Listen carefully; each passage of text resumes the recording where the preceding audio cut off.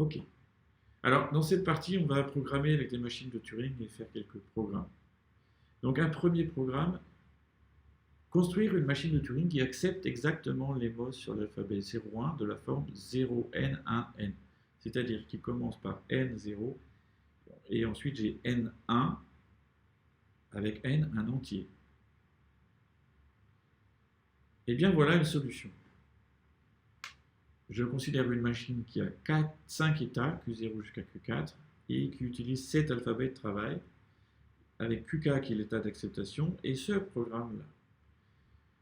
Ok, alors qu'est-ce qu'on voit sur ce transparent? Que ça c'est parfaitement illisible, que présenter des machines de Turing c'est particulièrement laborieux, et à vrai dire, on voit surtout aussi que ce qui est plutôt intéressant plutôt que de lire un programme comme celui-là, c'est d'essayer par vous-même de le programmer, c'est ce que vous allez faire en petite classe. Bon, alors ça c'est particulièrement illisible, du coup, plutôt que de l'écrire comme ça, on va déjà utiliser une représentation graphique pour écrire un programme qui est basé sur les automates. Ce n'est pas un automate, c'est juste une représentation qui ressemble à un automate d'un programme de machine de Turing, d'une machine de Turing. Donc c'est une convention graphique qui est en fait, donc là sur cet exemple-là, vous avez exactement ce programme. Donc l'idée, c'est que les sommets du graphe représentent les états de la machine. Donc les états de grand Q.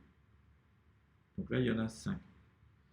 Et on met une flèche entre un état et un autre pour dire, ici Q0, 0x, flèche droite, pour dire que dans Q0, si je lis 0, j'écris x et je vais à droite. Ici, je dis que si je lis 0, j'écris 0 et je vais à droite. Ici, si je lis y, j'écris y, je vais à droite.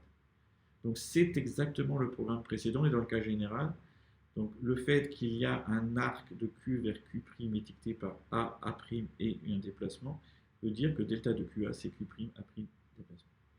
Pour marquer l'état initial, on met une flèche entrante comme ça, une flèche comme ça.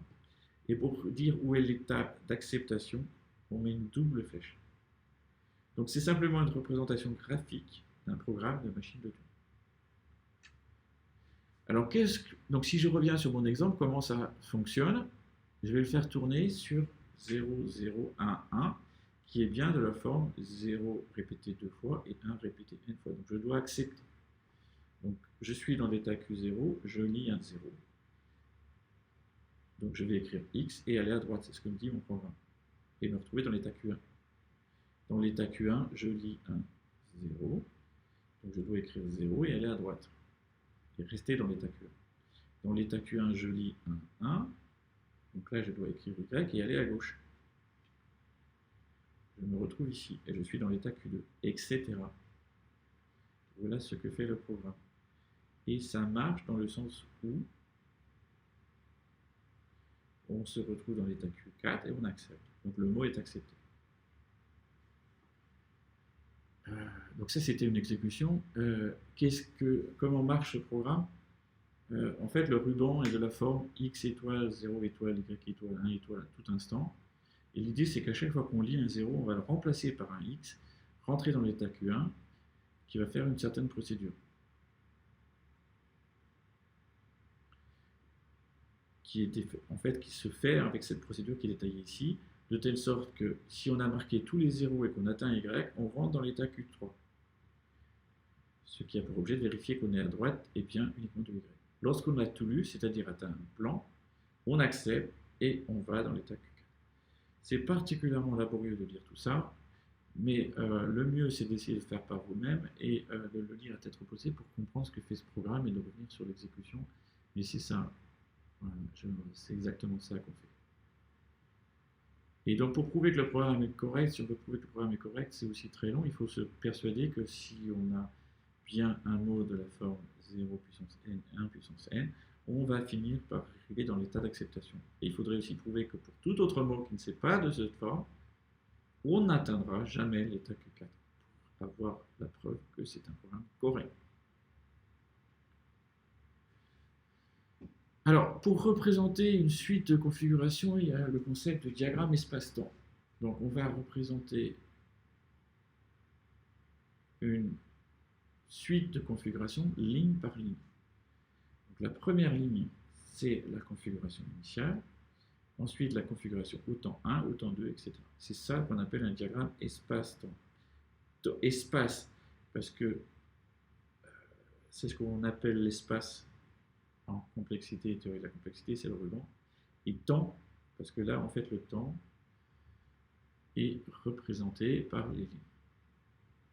Donc là, voilà un exemple de calcul sur 0, 0, 1, 1 de mon diagramme espace-temps en utilisant, donc on utilise le deuxième codage des configurations dans chaque ligne. Voilà un autre exemple sur 0, 0, 1, 0 qui montre d'ailleurs que le programme est bien correct puisque on va finir par arriver dans la configuration Q1 dans laquelle aucune règle n'est possible. En tout cas, on n'arrivera jamais dans l'état Q4, donc on ne l'accepte pas. Donc c'est une entrée, 0, 0, 1, 0 est une entrée sur laquelle le programme boucle. Alors, ok, on aurait pu construire, c'est une remarque qu'on fait souvent, la machine de telle sorte qu'elle rentre dans un état de rejet systématiquement lorsqu'aucune transition du programme précédent n'est possible, de façon à décider le langage. Et effectivement, on aurait pu, simplement c'est plus long à faire, et ça ne rentrerait pas sur le mot transparent. Bon, ok, alors une fois qu'on a fait ça, on peut chercher à faire d'autres programmes. Donc par exemple, faire une soustraction en unaire. Donc on part de un mode de la forme, on a m fois 0, un 1, n fois 0, et on veut avoir m moins n fois 0, où on prend la soustraction de m et n, et pour que ça reste bien entier, on prend un maximum de 0 et de n moins 1. Alors vous avez dans les transparents quelque part un programme qui résout ça, mais franchement, le mieux c'est d'essayer de le faire par soi-même.